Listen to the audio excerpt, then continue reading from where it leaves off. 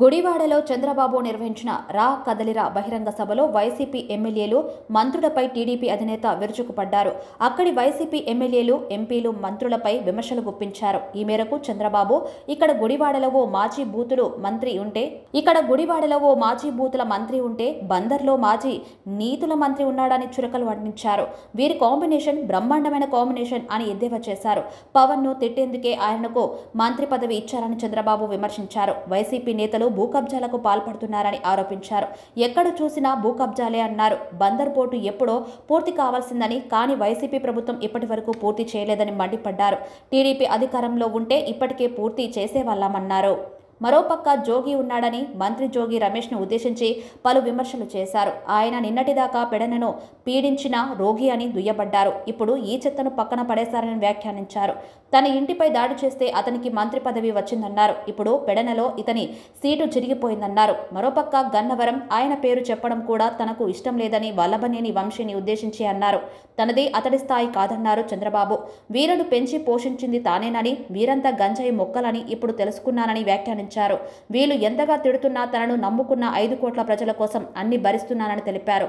వీరంతా తనకు లెక్క కాదన్నారు. పామూరులో అనిల్ అభివృద్ధిలో 0, దోపిడిలో మిన్నా అని విమర్శించారు. పేరు చెప్పను కానీ అవనిగడ్డకు పట్టిన అవినీతి గడ్డ ఓ ఎమ్మెల్యే అని విమర్శించారు. మురికి కాలువ మరమ్మతులలో కూడా అవినీతికి పాల్పడ్డారని ఆరోపించారు. కృష్ణా జిల్లాలోని 7 వైసీపీ ఎమ్మెల్యేలను ఇంటికి పంపించాల్సి ఉందన్నారు. జనసేన, టీడీపీ 2 పార్టీలు కలిసి మొత్తం మచిలీపట్నం పార్లమెంటు పరిధిలో వైసీపీని చిత్తుగా ఓడించాలని పిలుపునిచ్చారు. ఈ పిలుపునివ్వడానికే మీ వద్దకు వచ్చారని ప్రజలను ఉద్దేశించి అన్నారు. అయితే ఈ రోజు నుంచి 83 రోజుల ప్రతి కార్యకర్త విశ్రమించకుండా పనిచేయాలని పిలుపునిచ్చారు. గెలుస్తామనే ధీమతో లేదా ప్రజలు మనతోనే ఉన్నారనే ఆలోచన ఉంటే సరిపోదన్నారు. ప్రతి ఒక్కరూ సైకిల్ ఎక్కి టీడీపీ, జనసేన జెండాలు పట్టుకొని ఇల్లిల్లు తిరగాలని సూచించారు. గుడివాడ సభ ద్వారా రాష్ట్రంలో ఉండే ప్రజలకు పిలుపునిస్తున్నారన్న చంద్రబాబు, రా కదలిరా, ఈ రాష్ట్రాన్ని కాపాడుకుందాం, రాతియుగం పోవాలి, స్వర్ణయుగం రావాలి, రా కదలిరా అని నినాదించారు. మళ్ళా కొత్త డ్రామా వేస్తున్నాడు. నిన్న మొన్న మీరు చూశారు. మీ బిడ్డ అంటూ ఎన్నికల ప్రచారానికి వస్తున్నాడు. మీరు ఒకటే చెప్పాలి, నువ్వు మా బిడ్డ కాదు, రాష్ట్రానికి పట్టిన క్యాన్సర్ గడ్డ, మిమ్మల్ని వదిలించుకుంటామని చెప్పాలి. పాత సినిమాల్లో చూసేవాడు నాగభూషణాన్ని, జ్ఞాపకం ఉందా మీకు? తడిగుడ్డతో గొంతులు కోసేవాడు.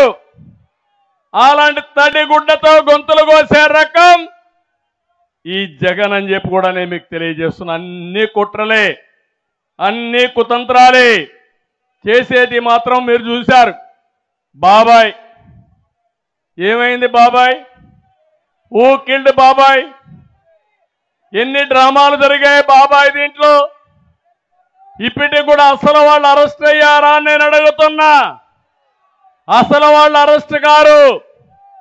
కడాన మీరు చూస్తే ఆయన కూతురు, ముఖ్యమంత్రి చెల్లెలు, ఆవిడ మీదనే కేసులు పెట్టారు. సిబిఐ పైనే కేసులు పెట్టే పరిస్థితికి వచ్చారు.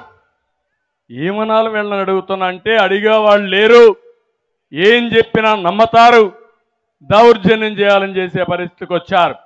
నిన్నే చూశారు కోడి కత్తి సీను. ఏం తమ్ముళ్ళు, ఆ కోడి కత్తి సీను ఏమయ్యాడు? ఇప్పుడు ఎన్నేళ్ళయింది? 5 సంవత్సరాలు. ఒక దళిత వ్యక్తి ముఖ్యమంత్రి ఆ రోజు చెప్పాడు, నేనేదో లైట్గా పొడిస్తే ముఖ్యమంత్రి అవుతాడని. ఆయన లైట్గా పొడిచానని ఆయన చెప్తే, కాదు నన్ను హత్యా ప్రయత్నం కోసం వచ్చాడని మన మీద నేరం వేయాలని ప్రయత్నం చేసి పాపం ఆ కోడికత్తి సీను జైల్లోనే ఉండిపోయే పరిస్థితికి వచ్చాడు. అంటే ఎలాంటి ప్రమాదకరమైన వ్యక్తో మీరు గుర్తుపెట్టుకోవాలి. ఒక వ్యక్తి యొక్క ప్రవర్తన ఏ విధంగా ఉంటుందో ఇలాంటి వాళ్ళని చూస్తే మనకు అర్థమవుతుందని చెప్పి కూడా నేను మీకు తెలియజేస్తున్నా. ఇంకో పక్క మీరు చూడండి, అందరం మనం ఆలోచిస్తాం, మన చెల్లెలకు కూడా వాటా ఇస్తామా లేదా? ఆస్తిలో అందరికీ హక్కు ఇస్తామా లేదా?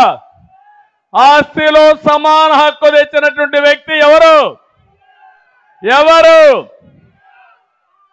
ఎన్టీ రామారావు గారు మొట్టమొదటిసారిగా మగబిడ్డ ఆడబిడ్డ సమానమే, ఆస్తిలో ఇద్దరికి సమాన హక్కు ఇవ్వాలని చట్టం తెచ్చిన ఒక మహానాయకుడు ఎన్టీ రామారావు గారని చెప్పి నేను మీకు తెలియజేస్తున్నా. కనీసం ఆస్తిలో హక్కు కూడా ఇచ్చే పరిస్థితిలో లేడు. మొన్నటి వరకు మీరు చూశారు ఏ విధంగా మాట్లాడారో. ఆవిడైతే మొత్తం జగనన్న బాణం, ఇప్పుడు జగనన్న బాణం ఎక్కడికి వచ్చిందో మీరే చూస్తున్నారు. మళ్ళీ అంటే నేనేమంటున్నానంటే విశ్వసనీయత గురించి మాట్లాడుతున్నారు. ఇదే మీ విశ్వసనీయత నేను అడుగుతున్నా.